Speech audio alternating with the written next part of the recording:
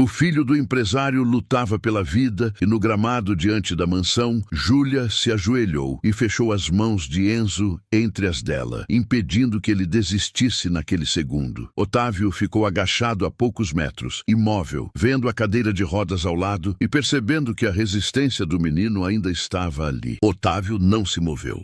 Ficou agachado ali naquele gramado, com o terno amassado e os joelhos dobrados sobre a grama, com as mãos abertas sobre as próprias coxas e os olhos presos nos dois, no filho e em Júlia, sem conseguir decidir se devia avançar ou ficar onde estava, porque havia algo naquilo que estava acontecendo na frente dele que parecia diferente de tudo que tinha visto nos últimos meses dentro daquela casa, e ele não queria interromper antes de entender o que era.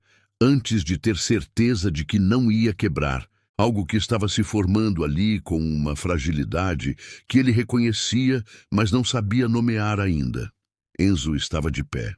Esse detalhe ficava voltando toda vez que Otávio tentava organizar internamente o que estava vendo, porque havia exatamente 3 dias, numa consulta de rotina no mesmo hospital de sempre, o médico tinha dito com todas as letras que o menino não aguentava mais de alguns minutos em pé sem sentir tontura, sem que as pernas cedessem, sem que o corpo exigisse a cadeira de rodas que estava parada ali do lado, como um lembrete constante de tudo que tinha mudado na vida daqueles dois nos últimos meses. E agora Enzo estava de pé no gramado, com as mãos fechadas dentro das mãos de Júlia, e não estava caindo, não estava pedindo para se sentar, não estava com aquela expressão de esforço que aparecia sempre que ele tentava fazer qualquer coisa que exigisse mais do corpo do que o corpo estava disposto a dar. Júlia virou levemente o rosto na direção de Enzo e disse com a voz baixa e controlada, sem urgência, sem nenhum tipo de medo, atravessando o tom: "Você está sentindo os pés na grama?" Enzo olhou para baixo por um segundo, como se precisasse verificar que era verdade, e então voltou os olhos para ela. "E as mãos? Tá sentindo as minhas mãos?" "Tô sentindo." "Então você está aqui. Tudo que existe agora é isso. Você está aqui e eu tô aqui com você. Fica mais um pouco."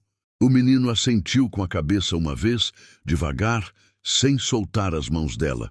E Otávio viu aquele gesto pequeno e sentiu o estômago apertar de um jeito que não era raiva, não era ciúme, era algo muito mais difícil de engolir. Era o reconhecimento de que havia uma qualidade de presença sendo oferecida ao filho, naquele momento, que ele mesmo não tinha conseguido oferecer em semanas, talvez em meses, e essa percepção chegou nele de uma vez, sem aviso, sem dar tempo de se preparar para recebê-la. Havia uma estabilidade em Enzo naquele momento que Otávio não via no menino há muito tempo, uma calma que não era explicada por nenhum dos tratamentos em andamento, por nenhum medicamento ajustado nas últimas semanas, por nenhuma das sessões de fisioterapia que aconteciam 3 vezes por semana no espaço que ele tinha mandado montar com todo o cuidado dentro da própria mansão. Era algo diferente, algo que vinha de um lugar que os equipamentos não mediam e os relatórios médicos não registravam. E Otávio estava vendo aquilo acontecer em tempo real, sem conseguir nomear o que era, sem conseguir entender exatamente como uma mulher de uniforme azul, que trabalhava na casa havia pouco mais de um mês, tinha chegado a um lugar com o filho que ele não tinha conseguido chegar em todos os meses desde o diagnóstico. Ele era dono de 4 empresas. Tinha mais de 300 funcionários distribuídos em 2 estados. Tinha acordado naquela semana às 5 da manhã para uma videoconferência com investidores de outro fuso horário. Tinha resolvido um problema contratual que estava travado há 3 semanas. Tinha assinado documentos que movimentavam valores que a maioria das pessoas não via em uma vida inteira. E estava agachado no gramado da própria casa, sem conseguir fazer pelo filho de 8 anos o que Júlia estava fazendo de joelhos na grama, sem pedir nada em troca, sem esperar reconhecimento de ninguém, sem que ninguém tivesse pedido para ela fazer. Júlia soltou devagar uma das mãos de Enzo, colocou a palma aberta no rosto do menino com cuidado e ficou assim por alguns segundos, com os olhos nos olhos dele, sem dizer nada, apenas presente, apenas segurando. Enzo fechou os olhos por um instante e, quando abriu novamente, estava diferente. Estava mais calmo, mais inteiro, com uma presença no rosto que Otávio reconheceu com um peso enorme, porque era a expressão que o filho tinha antes de tudo começar, antes do diagnóstico, antes dos meses em que a mansão virou um ambiente de tensão permanente, onde todos andavam com cuidado, onde as conversas eram sempre sobre tratamentos e resultados de exames e próximos passos, onde a leveza tinha ido saindo devagar, sem que ninguém marcasse exatamente o dia em que foi embora. "Júlia", Enzo disse baixinho, com os olhos ainda fechando e abrindo devagar. "Ele tá olhando pra gente há um tempão." "Eu sei", ela respondeu, sem virar o rosto para Otávio, sem mudar o tom de voz, sem demonstrar qualquer desconforto com isso. "Deixa ele olhar. Você não precisa se preocupar com mais nada agora, tá? Só fica aqui." Otávio abriu a boca e a fechou. Havia algo naquela resposta que o atingiu direto, não pelo tom, mas pelo conteúdo, pela simplicidade absoluta daquilo. Pelo fato de Júlia ter dito aquela frase, como se a presença do patrão fosse completamente secundária naquele momento. Como se o que importava estava acontecendo entre ela e Enzo e tudo o mais, incluindo ele, era o resto. E o pior, a parte mais difícil de digerir, era que ela estava certa, era que o que estava acontecendo ali era mais importante do que qualquer protocolo de trabalho, do que qualquer hierarquia dentro daquela casa, do que qualquer desconforto que ele pudesse sentir ao perceber que estava de fora de algo que acontecia com o próprio filho. O diagnóstico de Enzo tinha chegado numa tarde de terça-feira que Otávio se lembrava com uma precisão que incomodava. Consultório com paredes bege, cadeiras estofadas em cinza, uma janela que dava para o estacionamento coberto do hospital particular de sempre, e um médico com mais de 30 anos de carreira que falou a notícia com a compostura de quem desenvolveu ao longo de décadas uma forma de dizer coisas difíceis sem paralisar completamente quem ouvia.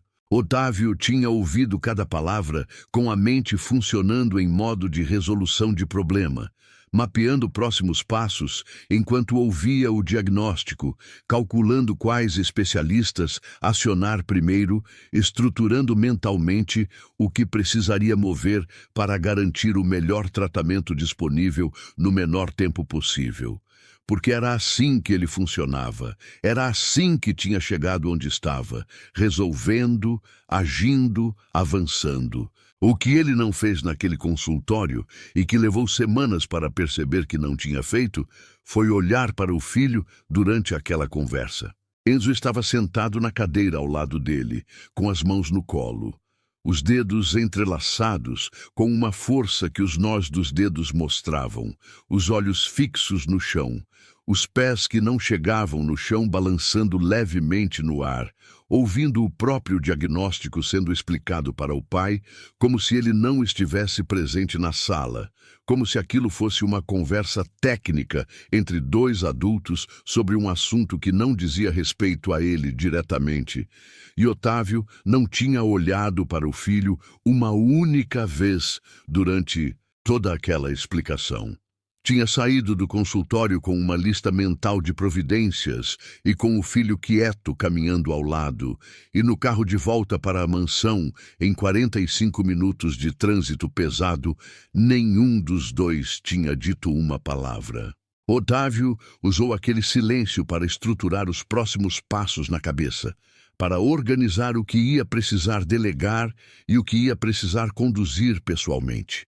E só percebeu semanas depois, numa noite em que não conseguia dormir, que o filho tinha usado aquele mesmo silêncio para processar uma coisa enorme completamente sozinho, sem nenhuma voz ao lado dizendo que estava tudo bem ter medo, que estava tudo bem não saber o que sentir, que estava tudo bem precisar de alguém.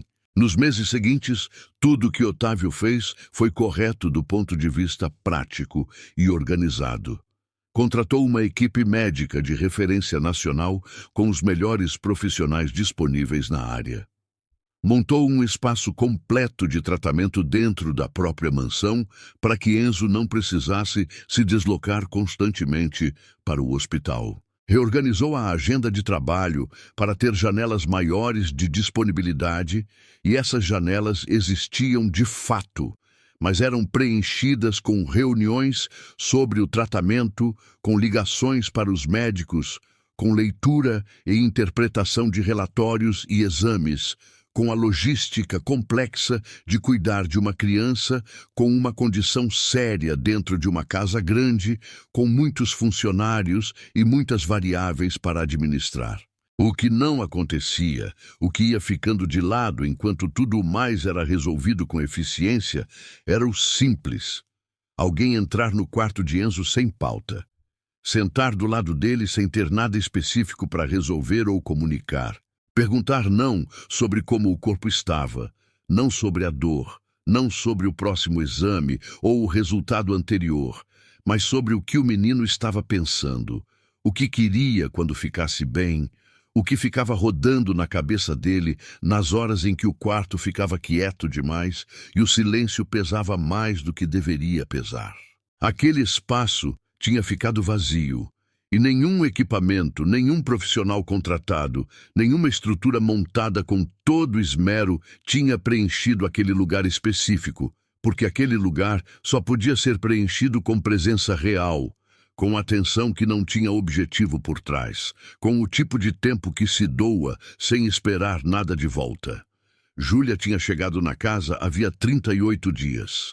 A entrevista tinha durado 15 minutos no intervalo entre compromissos, as referências tinham sido checadas por outro funcionário, o contrato assinado sem leitura detalhada e a integração delegada para a funcionária mais antiga sem que Otávio acompanhasse nenhuma etapa.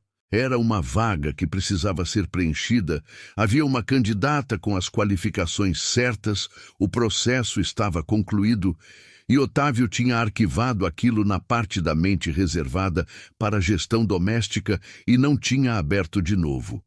Só que em 38 dias, sem que ninguém pedisse, sem que nenhum protocolo determinasse, sem que houvesse qualquer instrução nesse sentido, Júlia tinha feito algo que mudava tudo silenciosamente.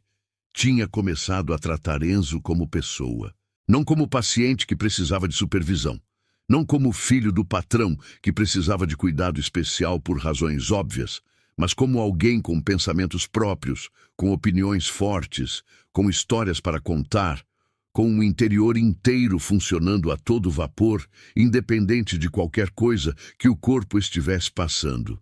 Tinha começado de forma pequena, como quase tudo que importa começa.